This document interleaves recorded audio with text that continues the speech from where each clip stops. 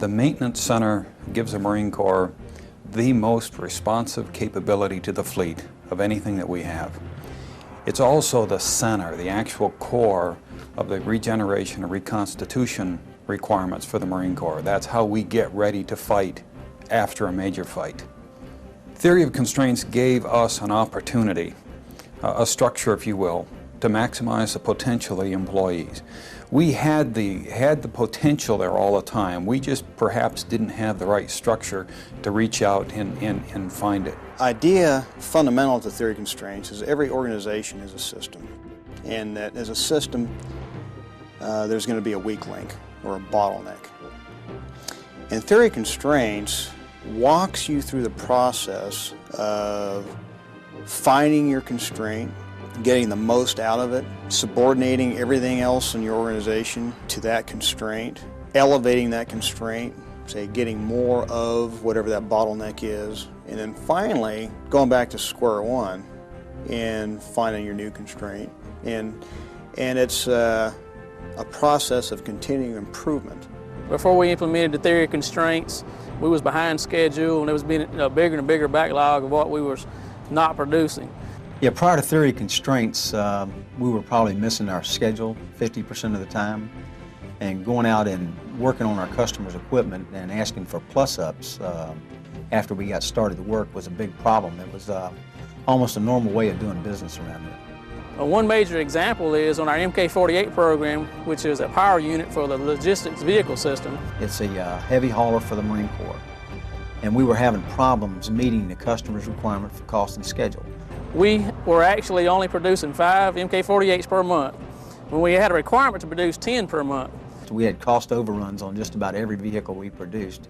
Our customer was basically dissatisfied with our performance. Once the workforce had embraced this theory of constraints, our performance went from not acceptable to be that close to something that's just outstanding. The workforce has taken this just to a new level we've never seen before. Well, since the implementation of theory of constraints, we have not had to go out and ask our customers for any additional money other than what we asked for originally. We implemented the theory of constraints on the MK-48 line, and we went from producing 5 vehicles per month to a high as many as 23 in 1 month. And we actually got ahead of schedule. So far ahead of schedule that our customer gave us 30 additional vehicles to work last year. And we've been able to meet their schedule 100% of the time. Or in a lot of cases, we've completed the vehicles early. Since we've implemented this theory of constraints, since the workforce has embraced it so wholeheartedly, the results have proven to be just absolutely spectacular. The theory of constraints has improved my work, made it a lot smoother, and we're able to produce a lot more. Since I've started working here, I think our work has gone a lot quicker, and our parts are closer by, and they show up on time, and everything's come to us with better quality. To all of those employees that are so dedicated, it has been on their back that this success has been carried. They implemented the theory of constraints. They are the ones who have increased the safety record. They're the ones who have increased production. They're the ones who have ensured the quality for the riflemen in the field. It's just a wholehearted thank you to all of those employees that are so dedicated. We have, as a result of implementing theory of constraints and lean thinking, we've now been giving them all 3 of the major things they want. They want a quality product, they want it within their cost that they estimated and negotiated with us, and they want it on schedule. Matter of fact, we've even gotten ahead of schedule. And we've also reduced our prices on every vehicle we've produced for them and produced additional vehicles with no additional cost to the customers. We probably took our most dissatisfied customer and probably made him our best marketer. He was well pleased with the turnaround that we did on his program, and from that point he went back and started telling other program managers how well we had done, and they need to give us a second look. The maintenance center has improved so much with our implementation of theory of constraints and lean thinking that we're able now to compete with private industry. And we not only can compete with private industry, but we make very good partners with private industry. In the future, is more of a public-private partnerships, and we've been talking with several commercial entities, and we're primed now, and they have come in and taken a look at what we've done, and they're very interested in partnering with us for future workload. The maintenance centers have combined ISO 9000 registration with lean manufacturing, with theory constraints, critical chain project management, with drum buffer road. And they've done it in such a way that it makes sense, all using an MRP2 production management system. Making all those pieces fit together, now that's nothing short of brilliant. We had a very successful 2002. I'm sure we're going to have a successful 2003, but we're looking out to 2010, 2015. If we continue to do the things we're doing, the Marine Corps' depots and the ones in DOD will be around for a long time. To the employees in the Maintenance Center who have carried the load of this success, I would give them a most hearty well done and a thank you.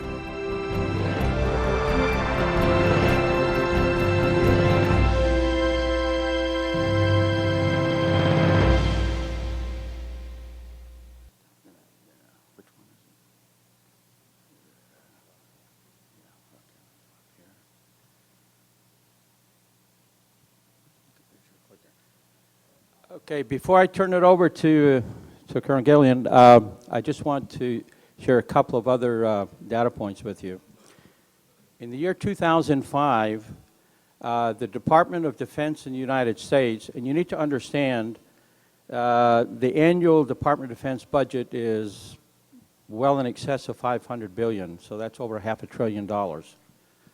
And within that, there's a sub-budget which is for the heavy maintenance that is done. So this is a market sector unto itself that is so large.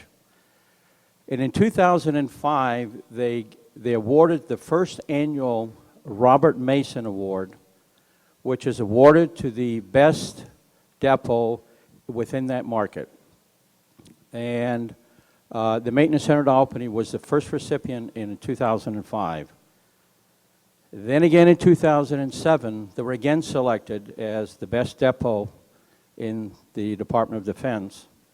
And I have it from a very reliable source that in the year 2008, another depot that is very heavily using TOC is going to get the award. And we should be hearing that announced in the next day or so. So let me turn it over to Colonel Gillan.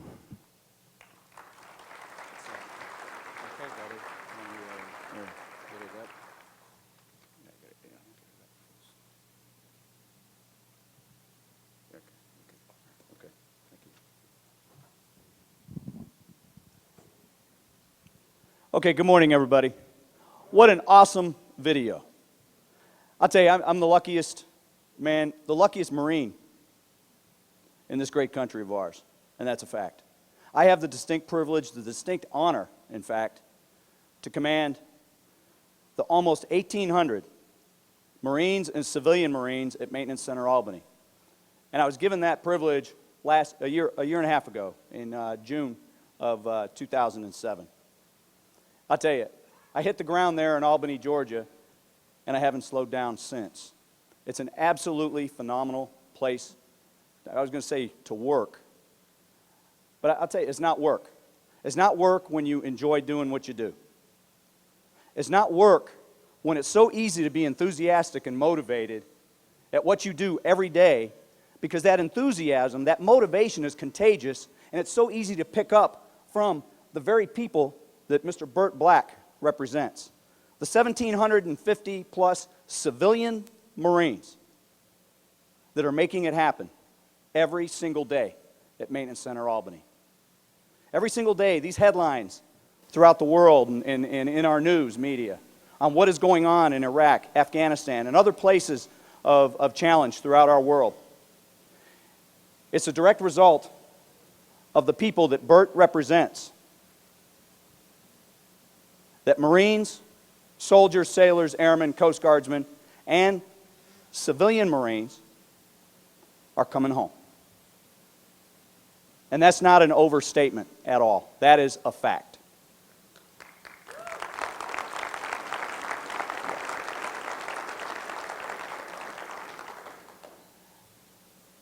What I've got up there for you right now is just a little brief agenda of what we're going to talk about this morning.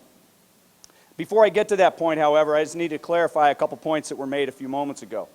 First off, Gary mentioned earlier talking about Delta and talking about the Marines in the audience. Well, there's several other Marines in the audience. They're just incognito. They're in civilian attire right now. You may be sitting next to one. You don't even know it. All right, so I'm just fair warning. All right. And talk about rednecks. That was mentioned earlier today. I'll tell you. You know where Albany, Georgia is located? That's southwest Georgia. All right, southwest Georgia. Now, I'm not going to call anybody that I work with a redneck. But I happen to have the honor of working side by side with a lot of people that love to hunt, fish. They've been mechanicking all their lives. They've been farming all their lives. Again, I'm not going to call anybody a redneck. But I'll tell you, they believe in what they do every day. So if you take one thing away from this talk today, out of the example of sustaining excellence, sustaining production excellence, understand that it really is about the people that I'm privileged to work with every day in this facility that you see up there. In the top of that picture, you see our 1-mile oval test track, where we test all of our ground vehicles, our tracked and wheeled vehicles, prior to selling them back to the Fleet Marine Force. In the lower right, you see almost a 4 million gallon test pond, a float pond, where we take our amphibious assault vehicles, our light armored vehicles, and test them following maintenance to make sure that they're going to do the job that they are supposed to do when they get out into the fleet. And then the big facility, kind of down in the lower left part, that's where I live. That's where I work. That's where I have fun. That's why I have the privilege to get out and lead. To get out and lead by being with the very people that Bert represents. Learning about the people, learning what their wants are, serving those people that I'm privileged to lead. Maintenance Center Albany belongs to Marine Corps Logistics Command, commanded by Major General Willie Williams.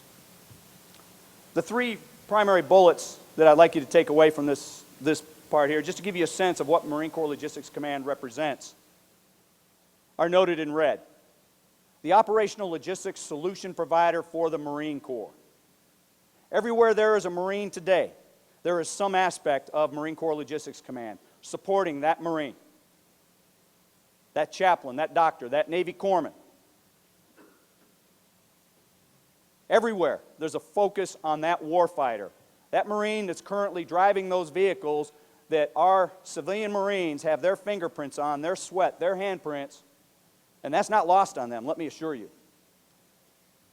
Everywhere, Marine Corps Logistics Command focus is making sure that that warfighter is equipped with the integrated solutions to do their job. And finally, Marine Corps Logistics Command is here to enhance the Marine Corps' ability to execute at the direction of the President of the United States any mission we're called to do. It really is all about the people. These are the people that I'm talking about. These are the people that get it done every single day. And you know, as long as I talk, as long as I live and breathe, I'm going to talk about the privilege of leading, not just Marines, but civilian Marines. You only see a handful of uniforms in that picture. What you see in the people there, they're wearing jeans, coveralls, polo shirts, khakis, paint suits, you name it. They're the ones that are making it happen every day. Now let me talk about some of the statistics in that chart. We currently have, and actually this chart is somewhat dated because we had to get the brief into the TOC conference a while back. Currently on board in our command, we have 1,790 civilian Marines and Marines. There's only 10 Marines in that group. The rest are all, as you see there, broken down between contractors. We're partnered with DS2, a subsidiary of Lockheed Martin, providing contractor support, and then temporary term and both permanent civilian Marines. Now on the right-hand side, you see our growth in personnel. Our growth since the 2001 time frame, back when Colonel Steve Foreman had the privilege of command. 774 personnel, now we're sitting topping 1,790 people. With that comes challenges. And we're going to talk to some of those challenges, not just with the sustainment of theory of constraints, but facilities. My gosh, that command, those facilities I showed you the picture of a few moments ago, they weren't made to sustain 1,790 people. Head facilities, restrooms. I mean, just let's talk basic, very basics of human needs. Those are things that take up a fairly large portion of, if not my day, you know, the day of our facilities engineers, our facilities managers, things like that. And I could go on about that, but there's unintended consequences with growth. There's also huge personal satisfaction in what we're accomplishing with that increase in personnel. I can promise you this, we would not have been able to increase to such significant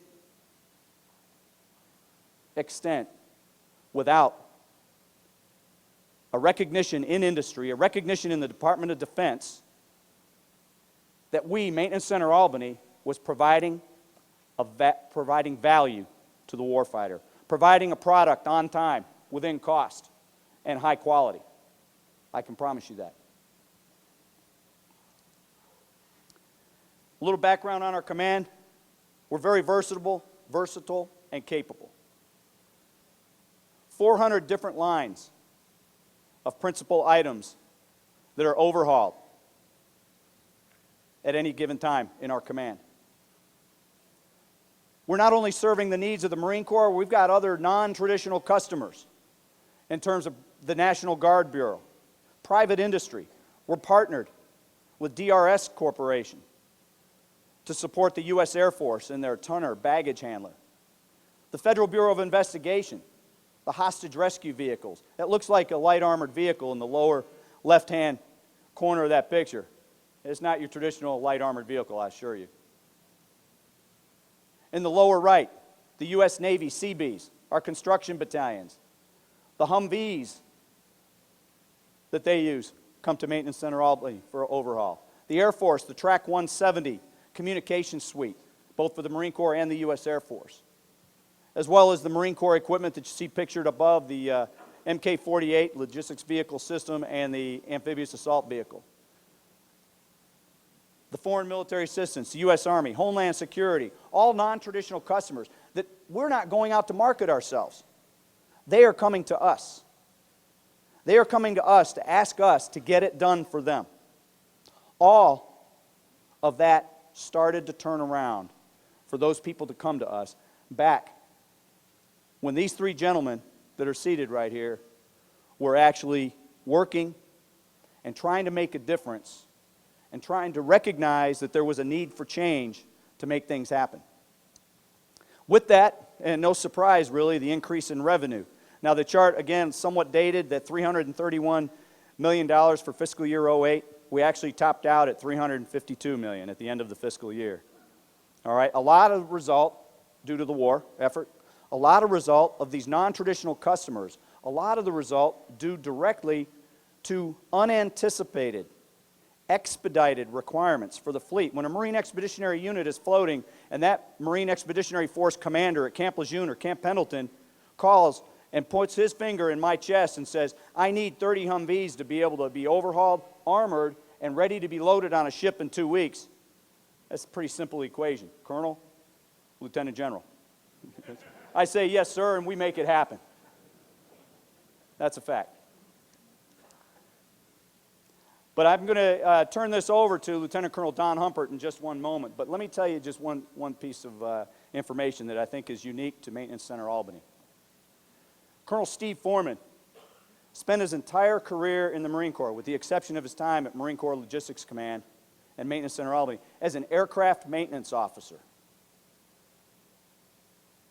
Prior to June of 2007, I spent my entire career, 30 years in the Marine Corps at the time, fixing helicopters and jets as an aircraft maintenance officer. None of those pieces of equipment you see pictured there fly. None of that flies. We're working on it. It doesn't fly intentionally anyway. Well, I will tell you, the Marine Corps has made a conscious decision over the last several years to put people that have an experience with depot level maintenance, experience with quality, And I will tell you, and you're going to hear this theme throughout this talk, I will tell you, experience with leading by serving the needs of those you lead. Getting to know the people, getting to know what their needs are, getting them to believe that they can do things that they never thought possible. And it's all about getting close to them and knowing them. And that's what you're going to hear as a theme through this presentation today. And one more unique point, and I'll turn this over to Don Humpert. I had the distinct privilege of implementing airspeed into Marine Aviation Logistics Squadron 11. I was the commanding officer back in 2004 when we implemented the Naval Aviation's approach to an integrated solution to provide continuous process improvement tools in the squadrons. Theory of constraints, lean thinking, Six Sigma, all roped into one. At the time, I'm thinking, well, this is going to be challenging. This is a lot to implement at one time. Fast forward to 2007, and I check into Maintenance Center Albany and find out that they have been using the theory of constraints since 2001. And they had some elements of lean thinking, the 6S or 5S, you know, the housekeeping aspect of lean. And they were good at it. We are only now, today, my contribution with Maintenance Center Albany has been to aggressively pursue integrating. And a discussion I had with Ellie Goldratt yesterday, it is integrated, lean thinking, and theory of constraints. It's a natural marriage of those tools that we have at our disposal. And so, in fact, I've got the majority of my managers this week going through Greenbelt training at Maintenance Center Albany. So that's kind of where we're at currently today. Now I'm going to speed back into history a little bit. I'm going to turn this over to Lieutenant Colonel Don Humpert, who's going to talk to you about change, the recognition of the need for change, and then Colonel Steve Foreman will tell you what he saw when he arrived. Strap into your seats, ladies and gentlemen, because this is an awesome, awesome story. Thanks, man. Yeah, that was me. You may not recognize me with, I have a little bit less hair than I did then, but my youngest daughter keeps teasing me every time I go on camera, I lose more hair. Oh well, I'll live with it. Okay, so who the heck am I? And why am I talking here? I was an action officer. An action officer is a guy that gets picked to make sure that things get done, okay? I was at the headquarters level. Major General Lott, you saw him on the video there. I taught him everything he knew about TOC. Well, maybe not everything, but I did have to give him a brief every month, okay? And I was in a great position to watch an implementation all the way from the highest level down to the artisan level, working in the maintenance center, figuring things out. Okay, that's what I'm going to talk about. The last two bullets, I'm going to reverse the order, no problem. All right, I was very fortunate. I was very fortunate to show up in an organization that had evolved and refined over 50 years into the ultimate government organization. Okay? It was an ideal laboratory for dysfunction. And coming there as an operations analyst, it's like, oh wow, what a bunch of great low-hanging fruit. As an OR analyst, they said, okay, well, we've got this other project we're looking at taking on, and you can be the snake oil detector, okay? And so that was kind of how I got my foot in the door. It's like, holy smokes, this stuff makes sense, it works. I think we'll just do this instead. Saved me a lot of problems. Okay, so this is the enterprise level. Beyond maintenance, Logistics Command is responsible for supply chain management for the Marine Corps, in stores, storage, pre-positioning.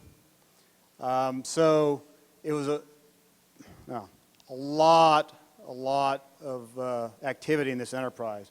What about in the maintenance center? I can see, shock and surprise here, cost overrun, schedule slippage, yada, yada, yada, yada. Okay, I'm preaching to the choir here, no surprises. And that's kind of how business had been done. So what was the impetus for change? BRAC. And that stands for Base Realignment Enclosure Commission. Okay, let me just distill down the essential components from that. Base, closure, okay? And we got the word, okay, the next round of BRAC is coming around, and DOD is looking for, to get rid of all that excess capacity. So they may close a depot or two. And now it's not just dissatisfied customers. It's, gosh, our very livelihoods. Okay, so what are we going to do about this? Well, okay, in TOC you got the three fundamental questions, right?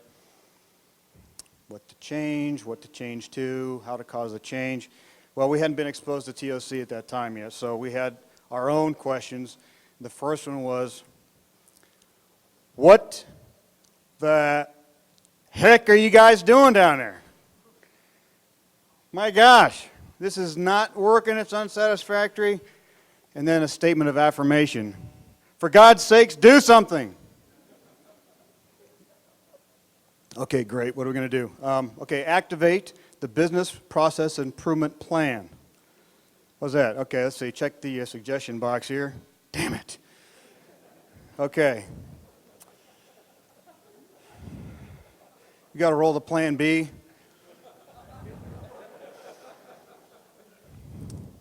It's like, okay, well, let's see. What's he doing over there? Yeah, I don't know if you can relate to this. The first time that you go to like a really fancy dinner, and there's like 4 different kinds of forks and 3 different kinds of spoons and knives at the top of the table and stuff like that, and you're trying to figure out what the heck you're supposed to do, how you're supposed to eat. You just kind of sit there and you look at the next guy over there and go, okay. And a napkin, yeah, got that. So let's see what they're doing. So, the best of intentions. So we did a survey. We figured out we're going to do best practices. Now, okay, the Marine Corps is world-renowned as a developer of expeditionary warfare, okay? We developed amphibious warfare. First ones to use helicopter in warfare. The V-22, it really rocks, I gotta tell you. But when it comes to business process improvement, okay, not so much. So, take a look around. Well, let's just try them all. Gosh. Why are we going to wait? Let's just do it now. And I'm not kidding, okay? This isn't a sample of, some things that I just went on the internet and I just kind of pulled out.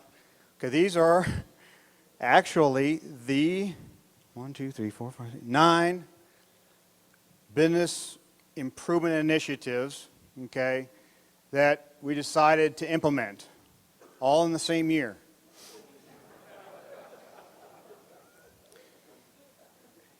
Yeah, I can tell that you're laughing because, why would you need to do TOC after,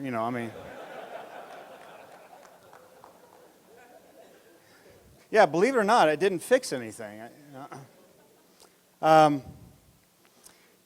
Yeah, somehow, going down and say, I'm from headquarters, I'm here to help. It was rough. Okay, now this all happened before I got there. Okay, so. Well, then what? Well, somebody learned a little bit about TOC.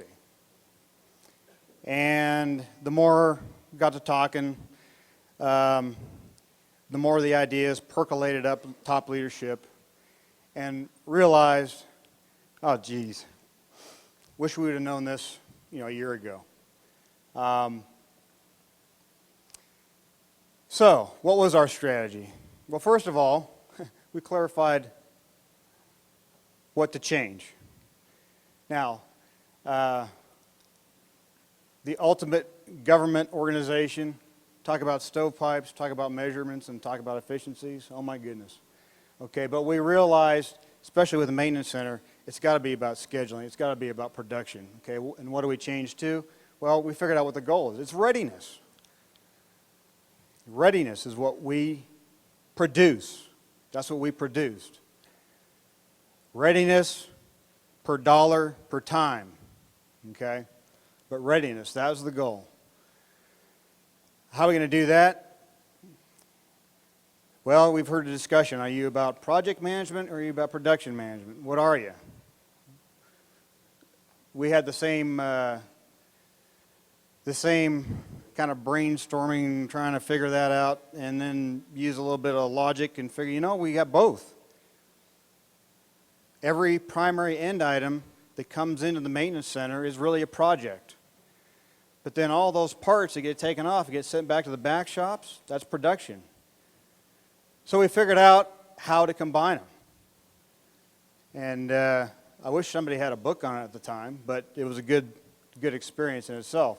So each PEI became a critical chain project, and all the back shops were on drum buffer rope. How do we do it? We picked a pilot, the MK48 that you saw in the film. We decided, okay, we're going to pick this major end item. Every back shop that touches it, we're going to do drum buffer rope in. Then we're going to do another end item, and then more back shops until we get them all. We didn't want to just bring a contractor in to train. We wanted to bring in somebody to train and then teach us how to train so that we had our own ability to maintain the success, train our own people. And it was a culture change. I got to tell you, that didn't help. Okay, TOC was number 10. Okay, and you know, talk about resistance to change. Yeah, we don't have rednecks. Yeah, I'll put my rednecks up against your rednecks any day. Okay, but the steps to buy-in, and the bottom line is the proof and the performance. Okay, that's what got people on board. So, from the headquarters level, what did the headquarters contribute? Well, asking the right questions. Okay, asking for the right measures. Okay, up until we started this, the maintenance center never missed an induction.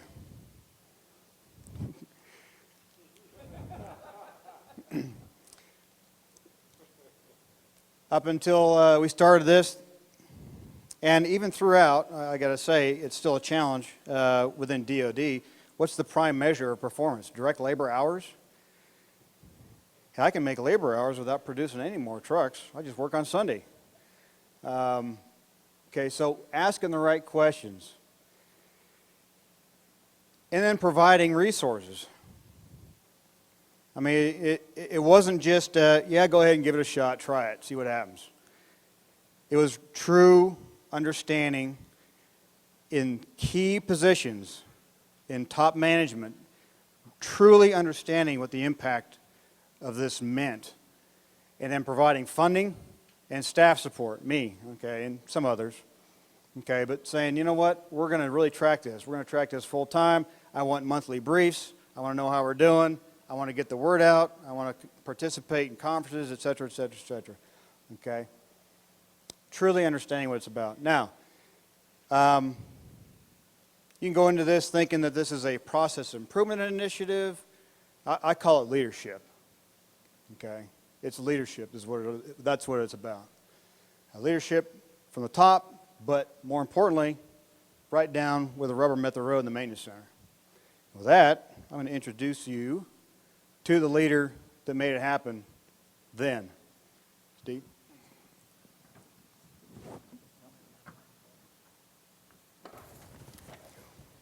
Yeah.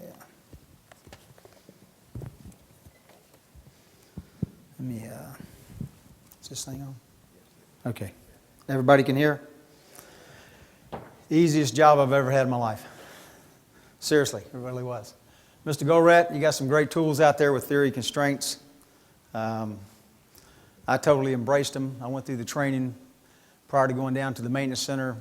What they didn't tell you was that I was assigned to the headquarters staff as a director of ops and as a chief of staff for a while. So when I moved down to the maintenance center, I had a little bit of say-so about what the top management said about the maintenance center. Also on a note, Mr. Walsh, Danny Walsh, mentioned that Albany got the Mason Award, I think in 2005, 2007. For those of you that don't know it, FRC East, I'm currently employed by FRC East. Our H1 program got it for 2008 and received the trophy last year. And a lot of it was because of things that we brought from Vector Strategies, helping us with the implementation of theory constraints, and a lot of things that I learned down in Albany, Georgia. But prior to moving down to the maintenance center, like I said, I was at the headquarters section. I didn't really know anything about theory constraints, but I went through the Jonah training with Danny and his folks from Vector, and also had read the book The Goal, had saw the movie The Goal, and something just clicked. I mean, it really did. You know, the purpose of any business is to make money, and say what you want about these depots out there. When somebody out there tells you that the purpose of those depots is not to make money, it's like they don't really understand the concept of what it's all about out there, because it's a business just like in private industry. You know, we might not want to make a whole lot of money, but we at least have to break even. And that's what I set out to do in Albany, Georgia. I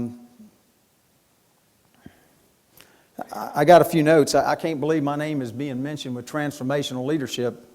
Like I said, it was probably, I spent 33 years in the Marine Corps, my last 3 in Albany, Georgia. And my time in Albany, Georgia, I feel like was the easiest job I've ever had. And the reason I say it's the easiest job I've ever had, because I was used to doing things, and everywhere I go, I try to empower the people. And if you empower the people to use the tools like you have in place, it makes your job so easy. And that's why I said, like Colonel Gillan said, that it's not work. It's an actual pleasure to come to work or to go to where you're going to hang out for at least 8 to 10 hours. And when you can get 735 and now 17 or 1,800 people feeling exactly like that, you can make some great things happen. I started off with 735 people when I took over the depot. One of the first things I did was test some folks that were there in the senior leadership. I didn't have any previous dealings with the depot whatsoever. When I was told that the depot was on the base, I had to ask somebody where it was, and they said it's about a half a mile over that way down in the woods. And Don's probably heard me tell this story, but by riding by the place and taking a look at it, it looked like the Defense Reutilization and Recycling Center, didn't it? And it's like, I can't believe I'm going to go down there and work, and that's the maintenance center. So I spent 4 days prior to taking over. I called them up and said, hey, I'm coming down. I don't want any briefs. I don't want anything. I just want to be there. And what I did, I got out there in the workforce and started just walking around, meeting the people, asking questions. And I came up with a whole list of things that I thought were problems or concerns that I had, because I'd never really been put in a position like that to where so much responsibility and so much to do to make things right, and I wasn't sure how to go about making the change that needed to be made. I just knew that it had to be a change. Well, one of the first things I did, I had a person who had been there as senior management, and I tested this person. I tried to pick his brain, is what I tried to do. So I tested him a couple times, And person had been there something like 22 years, had been in the senior position of authority for 8 years. And I started asking him questions, and he started telling me about the organization, and I took him for a walk around the craneway or the hangar and out on the flight line. It's really, what do you guys call it, a ramp or something like that? Okay, I called it a flight line because I'm from an aviation community.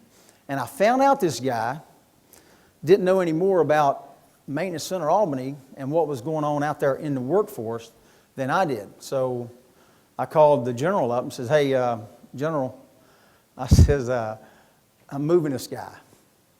And I called the previous boss, who was up being his chief of staff, says, hey, I'm moving this guy. And they said, hey, Steve, man, something wrong with you. You don't know anything about a depot. And I said, well, look, I might not know anything about a depot, but I'll take my chances because this guy don't know as much as I do. So I moved him and just called the general up and moved him, and no firing, nothing like that, because you can't do that in civil service in the government.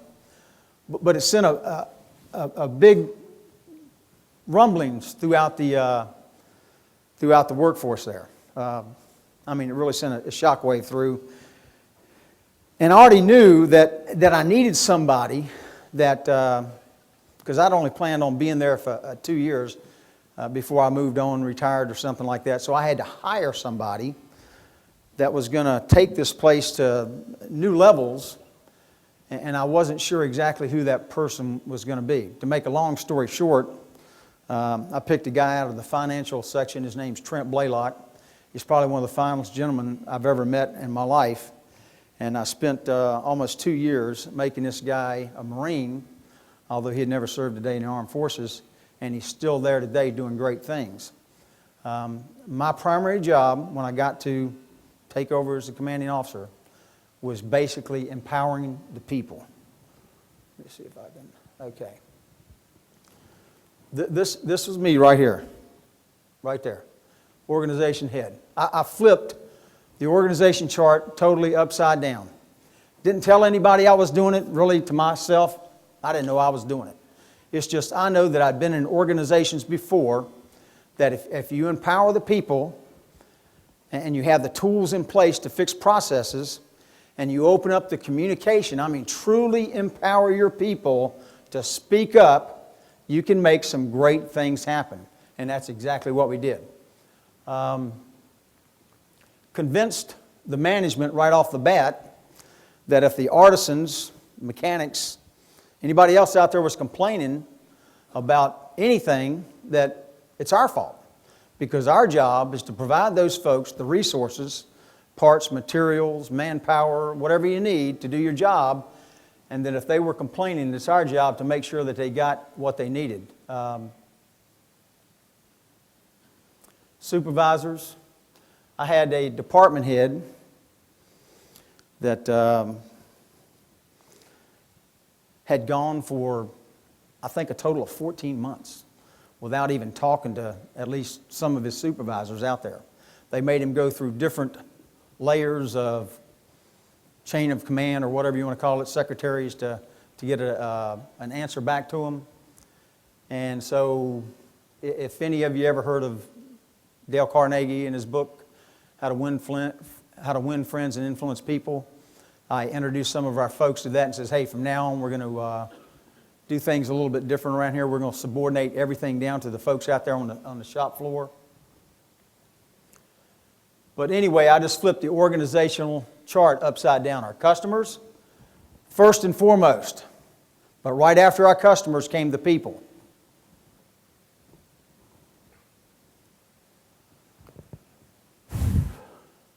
MK-48 story, you've already pretty much heard that. The stats on this was we had a Lieutenant Colonel Tom, somebody that had been dissatisfied for several years. We weren't getting the products out on time. I think you'll see a chart in here that says we started off with an average of 167 days. The CNA analysis really showed it was 187 days we were averaging getting those Dragon wagons or MK-48s out the door. One of the things we didn't do was, once we did the MK-48s, we didn't let inertia set in. We had other product lines out there. We had other dissatisfied customers. So we took this LAV. Almost immediately after I took over, we had this Colonel Tom Lytle, he was a program manager for the LAVs. What's the LAV stand for? Light Armored Vehicle? Light Armored Vehicle. From an aviation guy, I'm used to F4s, A4s, Harriers. I didn't know any of that ground stuff. I just knew it was stuff that needed to be fixed, and I knew how to get people to fix stuff, and I knew the supply system a little bit. Uh-oh. What happened here? Time out on me?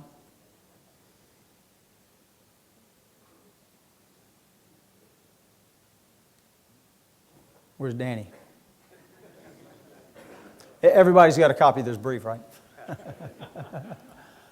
Anyway, we had this program manager, Colonel Tom Lytle. He was down seeing Major General Paul Lee to basically pull the LAV work out of the depot because of cost overruns, not meeting schedules, quality was not all that good. And to make a long story short there, I asked this guy, we were both colonels together, I said, hey, give me 6 months. And then if we can't turn this program around, you come down and you know I'll help you pull this stuff out of the depot, and you can take your stuff somewhere else. Anniston, another Army depot, or somewhere else, GE, get your stuff fixed. But to make a long story short there, within a couple months of implementing theory constraints on our LAV line, our turnaround time, repair cycle time had almost cut in half. And oh, by the way, the labor hours we're expending against the products to get them out the door dropped also. And we were putting out a better quality product. One of the things on this MK48 that you'll see on some charts, if we ever get the slides back up, is when we started theory constraints in 2001, for that year we averaged 98 days as compared to 187 days prior. But in that 98 days was 6 months of non-TOC work. And the very next year, we averaged 53 days per vehicle. And our workload standard hours dropped from about 1,500 to down around 800 or 900 hours. We had a couple hiccups where we found problems out there on vehicles that the fleet had not identified. The articulation hitch that hooks onto this MK48 on the back, they got a hitch, and the trailer's hooked there. We had a problem with that. And we fixed that, incorporated it in our critical chain. That year also, the new fiscal year, we were supposed to be installing the anti-lock braking system. We already had the kits there, but we were waiting on funding from the PMA to go ahead and implement those. Make a long story short there, I contacted the program manager, says, hey, look, we got these kits here. The fleet needs this brake system put in. We don't need any money from you. Don't want any plus-ups, nothing like that. We just want to go ahead and incorporate this in our critical chain and get that work out the door, and we did that. Continuous communication. Like I said, empowering the workforce, letting those guys know what we want to do. The critical chain, as soon as we did the MK48 and the LAV, we moved on, we came up with a plan, and we implemented, I think it was like an additional 22 lines. Every line that we implemented on theory constraints, we got at least a 50% reduction in cycle time, and the hours came down, the quality went up, and oh, by the way, we started making money. This place had been in service for more than 50 years at the time, had never made a dime. The previous fiscal year, I think at the end of the fiscal year, they asked the program managers for an additional $20 million to bring them out of the red. The entire time I was there, and I don't think they've done it today, we have not asked for a single plus-up, not a one. We closed out that first fiscal year in the black. The next fiscal year, we had a budget of about $105 million. We actually had, I think we made something like $27 million bucks. And I talked to the headquarters folks, and like I said, I was previously up there. I started telling these folks before the fiscal year closed out, when they said, well, how much money are you going to need at the end of the year? I said, hey, your biggest problem because of what we've done down there with theory constraints and subsequently some lean principles, 5S, 6S, is that you're going to find that you got excess money and you're going to have to find something to do with it. And it was to the tune of about $27 million bucks. So what we did do, we went out and got some extra work. But let me back up here real quick. Critical chain project management. You know, the way we did that is just textbook. Exactly like Mr. Goldratt Danny, everybody taught us to do. You bring the artisans, the production divisions down. You go through all the processes. You know, you ask them how long it takes. You cut the safety time in half. You add your buffer to the end. We got so good at developing critical chains that we had our marketing section up at the headquarters go out and bring in additional work. And we gave them down to, you know, a plus or minus of a week of exactly when we could get their products out to the door, and we lived up to that. Drum buffer rope effort, about 9 months into the theory of constraints, critical chain project management, we knew that somehow we had to control the work that went to the back shops. These guys were used to batching everything, no level loading. They'd get to the end of the quarter and they'd want to induct everything because they had funding documents. But using drum buffer rope, we came up with a plan to restrict the workload to the workforce. And you talking about sending a shockwave to some of those supervisors and artisans out there when you go from letting them have 30, 60, 90 days worth of work sitting in the shop to, oh, by the way, here's 1 day's worth of work, and you have to complete that today. Because if you don't complete it today, you know, something's going to happen to you. But we're only going to give you enough to make sure that we have it lines up with the schedule and to meet the schedule to get our products out the door. Throughput focus, I can't say anything more about throughput than if you concentrate on throughput in any business, truly throughput, and you meet the cost, schedule, and quality that you negotiate with your customers, you're going to have a great organization and you're going to make money. And we proved exactly that. Don Humpert mentioned readiness to me. Back then, I didn't even talk about readiness. I just talked about throughput after, you know, reading the book and studying and watching a movie. It's like there is nothing more important to this organization than getting products out the door, throughput. But when I'm talking about throughput, you got to meet the cost, schedule, quality of what your customers need. Financial results. The deputy that I ended up hiring, this guy Trent Blaylock I told you about, he was a previous, you know, comptroller. We couldn't wait till our financials came in, you know, that month because we knew we were going to make millions of dollars. We just weren't sure how many millions it was. And it just got so that, you know, we would take the information that we had, the TOC reports, lessons learned. We came up almost immediately with a brief that we started telling our program managers that had been disgruntled for a number of years of what we were doing using primarily theory of constraints and the 6S programs of how we have gotten so good about predicting when your products are going to come out. We actually brought program managers down there, emailing them, calling them up on the phone, hey, come see what's happening.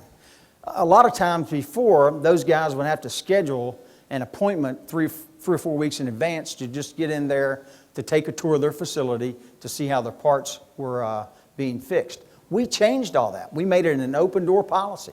Called them all up and says, hey guys, you want to see what's happening to your products? You come down, no advance notice, nothing like that. You just show up and we'll take you on a tour. And also I said, hey, if you want to come down on the weekends, a Saturday or Sunday, here's my phone number, here's my email, call me and I'll meet you there. Now, not many of them did that in the beginning, but later on some of them came down to see what we did. But we ended up having to go out and sell to bring our customers back to us. Okay.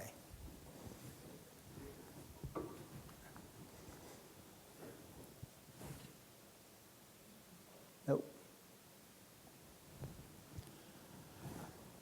This is the brief that we gave to this the MK48 guy, the 38-page brief of excuses of why we weren't meeting his cost, schedule, and quality metrics the previous year in 2000.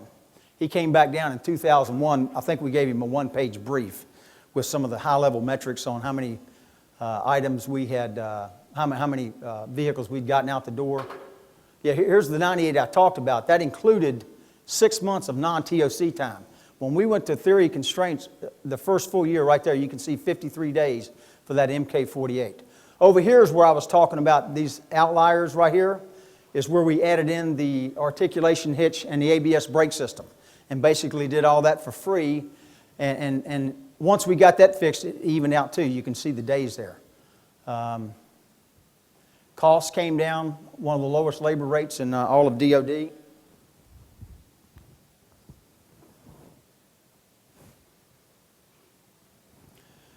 The LAV, I think I've already told you about that with Colonel Tom Lytle. Our turnaround time was just atrocious. I mean, this is 2001, and we started some of those vehicles in that year, but the majority of those vehicles that were completed were not TOC vehicles. And you can see what happened once we did the TOC implementation. The 6 months that I asked this guy to give me, reduced cycle time, 231 days down to 116 days. You saw the guy, Darren Jones, the gray-haired guy, talks with that southern drawl. He says, you know, turn this guy into our best marketer. He's talking about our LAV guy. He came back 6 months later, and the only reason he came down there was to go out and play golf with me and some of the other folks and just tell us he wanted to go out and meet the workforce. You saw the movie The Goal where Bucky Burnside comes out and shakes hands. Well, that's what Tom was doing. So we lived that story. Improved readiness or throughput.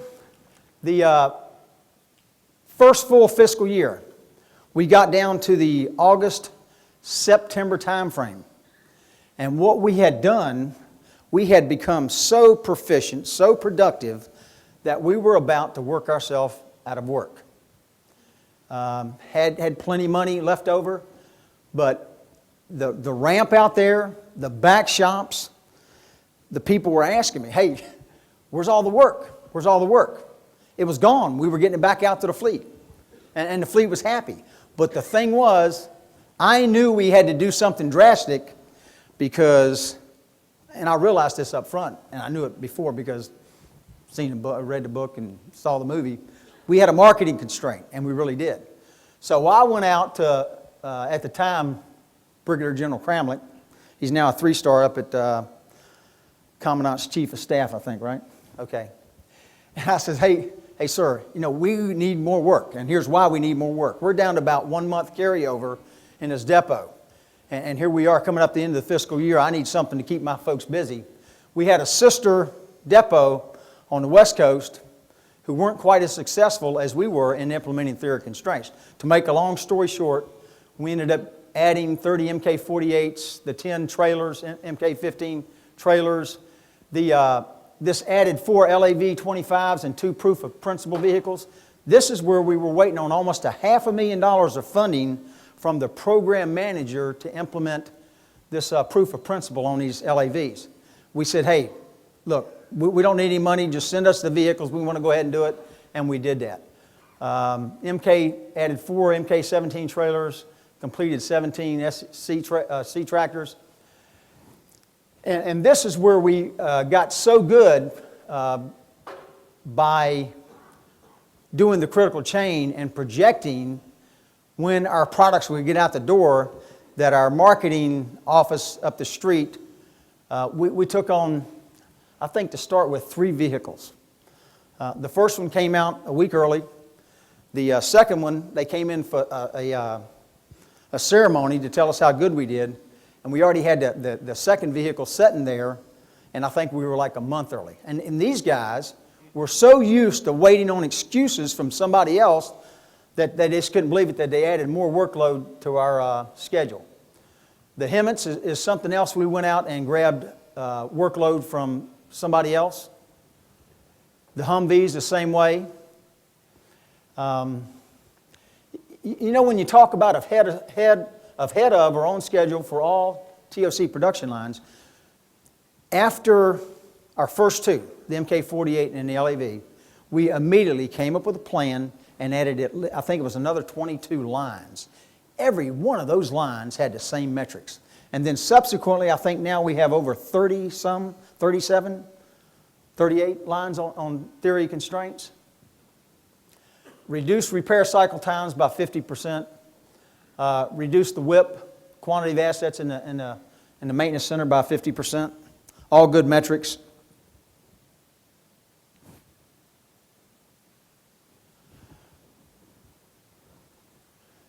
Now, spread the message of success, and this is talking about how you get buy-in from the workforce. I told you I got down there about 4 days prior to taking over the commander, and I came up with some concerns, some problems. Once I validated and verified these, and I did that by going and talking to previous commanders, previous department heads, anybody else that I could talk to, says, hey, these are some of the problems I think that we have down there. You know, cost overruns, you know, the quality was not as good as it should be. Too much overtime. I heard a gentleman talk about overtime. The second or third week I was there, we were working overtime. I think we had 149 people working.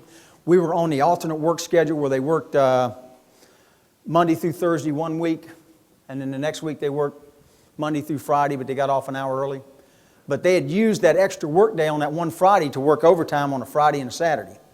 Well, I came in on a Friday morning, and we had 149 people there working, and they didn't have the right folks there. We'd already told them that, hey, you can't get parts because we're going to shut down and we're going to inventory the warehouse. Didn't bring in the crane guy. Just a multitude of problems. So I checked with the union. Bert can attest to this. A guy by the name of Lamar Fellows at the time. I said, hey, Lamar, these are the problems I'm having with this workforce. We don't have a plan for working this overtime. It's just a matter of what I'd already found out was somebody needs a new boat, fishing rod, Christmas is coming up, so we want to work overtime. I says, hey, when we come up with a plan to work overtime, we're going to work overtime. So I checked with the union and says, hey, what have I got to pay these folks up to go ahead and send them home? And to make a long story short there, I sent them home at 10:30 that day. And I mulled this over the whole weekend. Did I make the right decision? And it's like, I can't believe, here it is, I think it was September or October, and we had the holidays coming up. And I was sitting there thinking, man, I got family, and these guys got kids and stuff like that. And I thought, maybe I made the wrong decision. Well, I thought all weekend that I did, but once I did that, there were more phone calls going out of that depot about what had happened because they didn't think that anybody would ever come in there and do that. But I saw it as if the purpose of any business is to make money, then you have to do smart things to make sure that you make money. And working overtime for the sake of working overtime is not one of them. And thinking that I made 149 people angry or whatever, I come in Monday morning and it's like it was a relief to the workforce to find out from the other 550 some that I actually did that. And from that point on, if we wanted to work overtime, we came up with a plan of exactly what we're going to work, why we're going to work it. We're going to have the right resources there. And to this day, I think it's the same thing, right? Okay. But anyway, that sent a shockwave through, and it's another way that I got a little bit of buy-in to change. Union representative, everybody out there knows why unions are formed, right? Because management is messing over their people. I think it was a Thursday, the week I got there. I got the union president, chief steward, I think. You might have been the sergeant in arms back then. 15 or 20 of them in a room. And I didn't have anybody else, none of my department heads, my deputy or anybody like that. I just wanted to have a meeting with them. And I called them in, set them down, and I said, hey guys, Colonel Steve Foreman here. Just want to let you know, putting you out of business. You know what I said, Bert? And they said, what are you talking about? I had a couple of the people there, the chief steward, senior steward, right?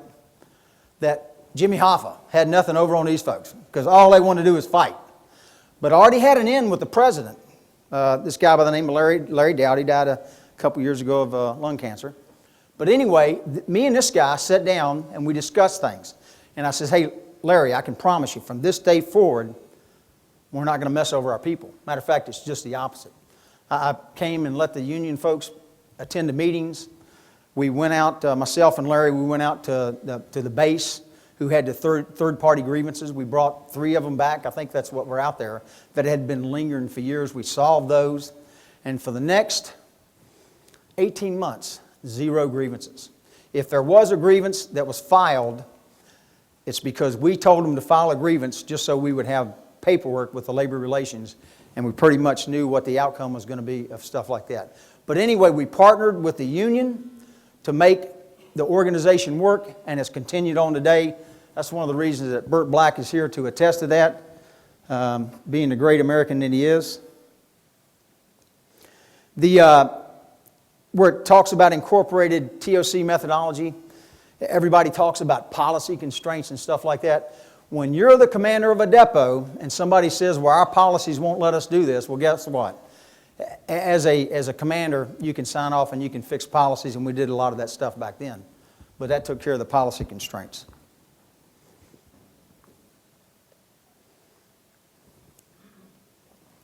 I'll tell you a little bit about our lean implementation. They wanted to give me $1.5 million to start incorporating lean thinking. I went with Major General Lee and somebody else up to Lockheed Martin and saw what they had done with lean thinking. Then we went over to Warner Robins and saw what they were doing at the Air Force facility there. And this lean thinking, to me, this 5S, 6S, whichever one you want to use, was a big cleanup and an organization. And I talked to some of the artisans out there, you know, aside from the contractors who were trying to get on our payroll to get this $1.5 million, which I turned down, to come in and help us implement lean thinking. When I turned that money down, they thought I was crazy. But what I saw, the places I went, was that, yeah, they had implemented lean thinking, 5S, 6S, but as soon as the contractors walked away, guess what, folks? It went back to the way it was. So here's what we did. I worked my way into the depot up there through the military and told them exactly what I wanted to do. And here's what I ended up doing. I took 2 van loads of folks every other week. We left Albany, Georgia at 7:30.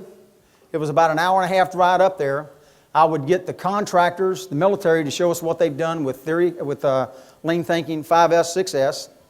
I told them what I was doing. I said, we're taking notes. We're going to steal with our eyes. And we're going to go back to Albany and we're going to incorporate ourselves. These contractors were thinking all along, this guy's crazy. We're going to end up down there on the payroll. But we did the implementation of 5S, 6S, or lean thinking, exactly like we did the theory constraints. We did a pilot, then we did another pilot. We saw that it was going to work. We did the same thing there. We did a shop, the auto body shop, and we went over to the cable shop, got all the supervisors together, took them out there, showed them how easy this stuff works, how well lean thinking, 5S, 6S, reducing waste, works with theory constraints. And so we did our own implementation with no money whatsoever from outside sources. And I don't know whether you're getting money to do 5S, but I'm hearing things are still looking good down there. A couple of the other principles, one-piece flow. You produce one, you induct one. You stop the batching. You stop all of the bad behaviors. It's not rocket science. Create a pull system, single-piece flow, pull system. The critical chain, we got so good at that, it was almost scary. And our artisans, the ones you're talking about getting buy-in from, they had the most input to that. And so they would tell us, they wouldn't inflate their times. Throw in the safety time that everybody wants to throw in before they do the critical chain because they're afraid that they're not going to meet whatever it is you set for them, the goal you set for them. Simplified drum buffer rope.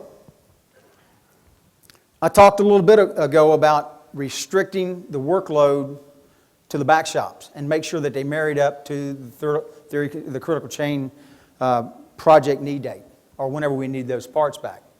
Darren Jones, the guy you saw, the gray-haired guy, he came up with a plan. And what we did here to sell change was, we knew that it wouldn't impact everybody. But again, we knew that if we wanted to sell change in that depot, we had to let everybody know what we were doing. So we did that change just like we did everything else. We brought people in about 30 to 40 at a time, set them down, told them what we were going to do, restricting the workload to the workforce, You know, setting up the daily queues, weekly, long-term, extra long-term, things like that. And once we went through that workforce, then we put it in place. And it really works. I had guys out there, one of the guys I'll tell you about him, Big Freddie Wilkerson. I mean, this guy was this big around, he had to have 2 stools to sit on. He fixed hydraulic pumps. He'd been fixing hydraulic pumps for years. So when I took his workload away from him, this guy, I think I broke his heart. He was fixing hydraulic pumps that I was going to need 18 months down the road. And so I had to convince him, hey, Freddie, man, you got to learn to fix something else. And he did. But sometimes you have kickbacks. Luckily, we didn't. Every organization you go into, if you're not meeting the schedules, it's supply's fault, right? I'm in an organization right now that if you go in and you ask 90% of the people what's wrong, it's a parts problem, right? Why don't we just take all the parts people out there and shoot them? And here's what I sold the folks on. Yeah, it might be a parts problem, but anywhere, you know, you're talking about parts, whether it's planning, whether it's forecasting, whether it's putting a piece of gear on a piece of equipment, there is a single person that is probably keeping you from getting what you need. And if you don't take no for an answer and you find who that person is and you plan properly and you forecast properly, guess what? You're going to get your parts. And we tested that. Shortly after I got there, I says, hey guys, you say it's a parts problem. When I was giving my briefs to everybody says, sir, you can fix everything right now, but you can't fix the parts problem. I says, well, give me your top 10 things that you can't get parts for. And would you know when they gave me that list, within 24 hours, we had every one of those parts that they needed? How can you do that when they've been waiting months for parts? As long as you got money and you got vendors out there, guess what? You can get parts. Anybody disagree with that? Because people want to make money. And so the thinking changed. I mean, it changed to where they would not take no for an answer. We'd call somebody up and somebody would say, man, I can't get it for you. I said, well, I'm going to find somebody that can. And that's the attitude that we took and started changing everything from it's a parts problem to it's a people problem, and then we can solve people problems, and we did. Any questions on supply? Make versus buy decisions. Another common sense thing. We were fixing fuel injectors on the 1760 engines and taking about 2.5 hours to do it. We found a vendor that would give them to us for $25 a piece. We were paying somebody about $300 or $400 to fix these things. And so, when I took that repair away from the folks, and you explain it to them like it's a common sense thing, the guys that were fixing fuel injectors it was okay to fix something else. But you have to let them know up front why you're doing it. Because if you don't, you're not going to get buy-in. Okay, time. Okay, time. We got to go to lunch. Now, this is where I was talking about the drum buffer rope effort, setting up the daily queues where we went to the daily releases for the parts just to make sure everything marries up. Is that fast enough? Any questions on that slide? Again, theory constraints, throughput up. I mean, I can't talk enough about the high-level metrics. You want throughput up, you want your operating expenses down, you want your inventory down, because we all know inventory costs money, and you want your quality to be a good quality product. If not, you're going to be out of business. But all of these metrics, whether it's customer satisfaction, direct labor hours, repair cycle time, WIP total repair costs, were all in the right direction. Oops. Variation, this is just quick. In 2001, 192 days variation in the MK48, and you can see what they've worked it down to. 38 days as of FY07, and these are the different percentages. Sounds like Six Sigma stuff, doesn't it? Anybody not know what the 5 focusing steps of TOC are? We actually used them, folks, and they work. Again, metrics that if you concentrate on throughput and you convince your workforce that they're empowered and they're allowed to communicate, you can make some great things happen using theory constraints.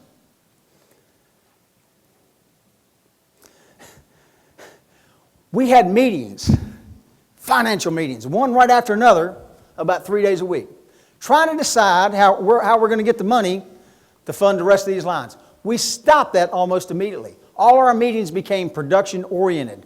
What can we do to increase throughput?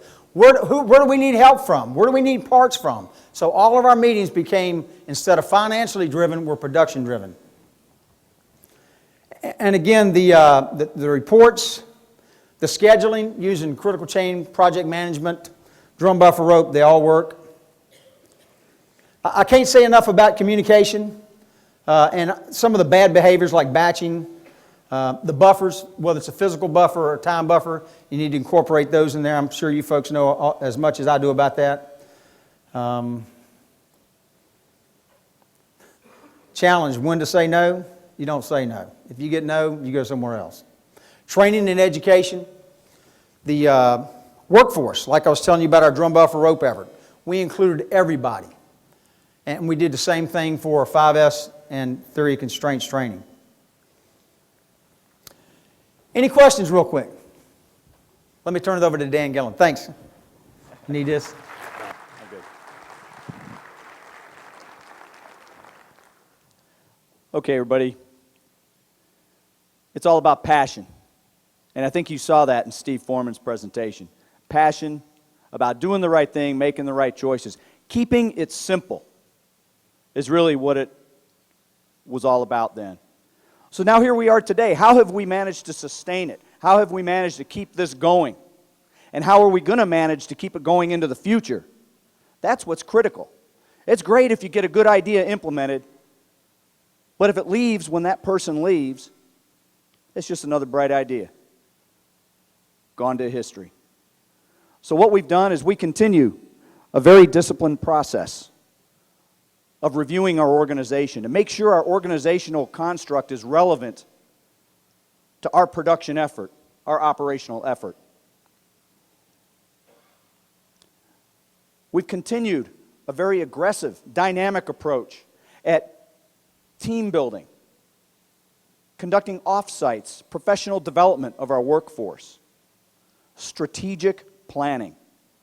There should be no white space in our future calendar in terms of getting our managers, getting our supervisors, working hand in hand with our union, continuing to pursue and evolve that relationship with our union personnel to make sure that we can push this into the future. That growth in personnel I talked to earlier, that growth in personnel comes with the requirement to continue the training, to continue not just the training, you know the difference between education and training,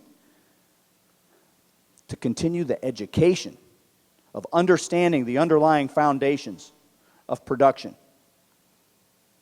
of the theory of constraints, subordinating everything to that critical production chain. We haven't been able to do this on our own, and we recognize that. We have a host of relationships established with industry, with other Department of Defense depots. We produced an improvised explosive device mine roller.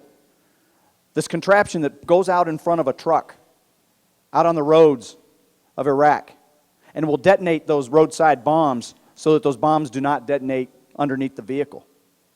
We partnered with Joe Gibbs Racing, NASCAR, to come up with a way to fabricate axle assemblies that would separate from that roller and still allow those Marines and that convoy and that patrol to push through that ambush, to push through that kill zone and do what Marines are trained to do, which is return fire, check for their wounded, call for air, and continue with their operational mission.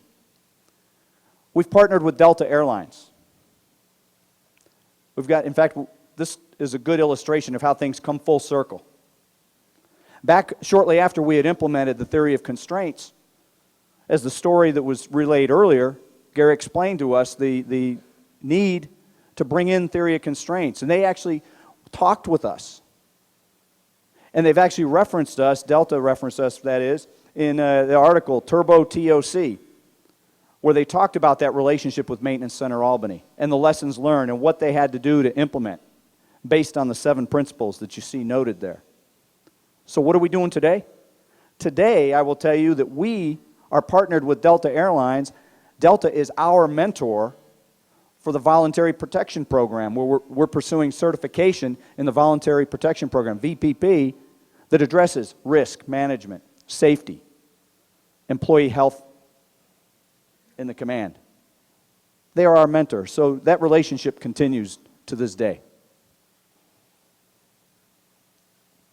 When it comes to sustainment, I commented on the importance of our workforce, not just the training and education aspect, upgrading our software as new upgrades become available for us to continue to evolve our theory of constraints approach, our production approach. Two shining examples noted here. Our Humvee effort a year and a half ago, not quite a year and a half ago, we started producing Humvees. We hadn't done so in over 10 years. It was taking 22 days. 22 Humvees a month, and it was taking over 72 days to do so. This month, this very month, November of 2008, we're producing 85 Humvees a month, and we're doing it in approximately 23 days, depending on whether the vehicle's armored or unarmored. The M113 armored personnel carrier, you'll see an increase in the days of production. The only reason the repair cycle time increased on that vehicle is because the requirements changed on us. Because of input from our employees, from our civilian Marines to that program manager, telling them what needed to be done. I suspect probably in about the next 4 to 5 months, we'll see that cycle time start driving down, because it has. It's already started. The most important aspect of sustainment, though, is the people. Our civilian Marines that do it every day. And when we break for lunch, I would encourage you to please engage Bert Black, who represents our civilian Marines, the personnel that make this happen every day. Because it's because of them that we're able to be successful, and we're able to chart a course for success into the future. So please, engage Bert. Our market share has expanded. Boy, what a great thing for a company to say, right? Our market share expands, not just with the traditional Marine Corps effort, but with non-traditional. And we've still got people coming to us, people that we haven't even invited to us, people that we're not marketing or soliciting. They're coming to us asking us to do business, asking us to consider partnerships. Ultimately, it's all about recognizing the fact that what we do every day in that command is so critically important, because a Marine's life really, truly depends on what is done in that maintenance center. And these 4 hard chargers right here are living proof. Operative word is living. Living proof of surviving a catastrophic IED detonation under their Humvee. Now that Humvee is not the same Humvee that they were in. That door that those 4 Marines are standing next to is the door off of that Humvee that we brought back to our maintenance center to test and evaluate as we continue to evolve the armor effort. That's really who it's all about. Hoorah. With that, ladies and gentlemen, I'll conclude our presentation. I know we've run long. I would invite you to please ask us questions. It is so personally exciting to be a part of this command as we chart our future to continue to sustain the excellence that these 3 gentlemen here started 6+ years ago. And we're charting a future to continue to evolve, as Ellie Goldratt mentioned yesterday. And with that, I'd like to thank Dr. Goldratt for the opportunity, the invitation for us to present our story, not just on the need for change, but on our sustainment effort into the future. And likewise, Danny Walsh, who has worked very closely with us in not only trying to refine a presentation that told a good story, but most importantly, told a very honest story. And I hope you've been able to take away some gems from that presentation. Thank you very much. All right. Hoorah.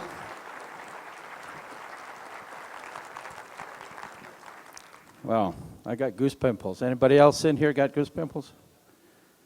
Wow. Well, We'll get an opportunity to ask some questions, but we've got one big one coming here. No question. I just want to add some things. I've heard about the implementation in your depot quite early, and the speeds that you've done it and so on. And the more I heard about the speed and about the results, I became more and more worried. Terrified. Why was I so afraid? Here there is an organization that is doing, at that time I believe that you surpassed anybody else in terms of speeds of implementing it. The only problem is they belong to an organization that is under the mentality of cutting. And that was the mentality at the time. Would you concur? Absolutely. And they have 0 salespeople.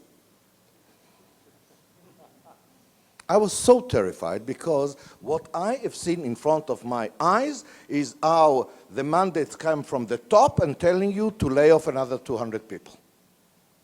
That's why, directly a little bit, but mainly through Danny, I was begging, produce marketing material. Begging.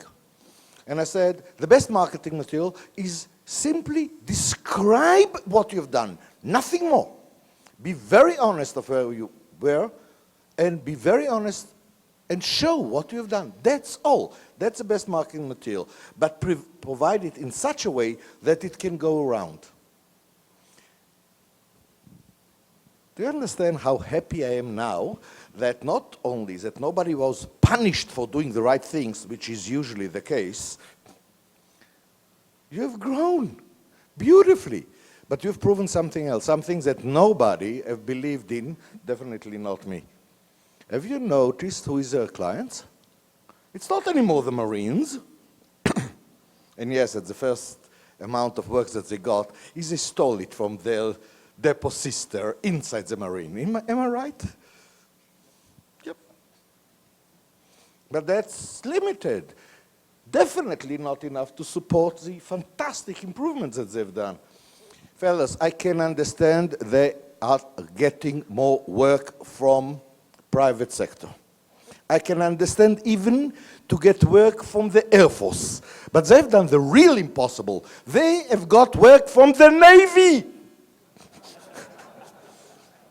There is nothing more that can show how good you are. Thank you very, very much.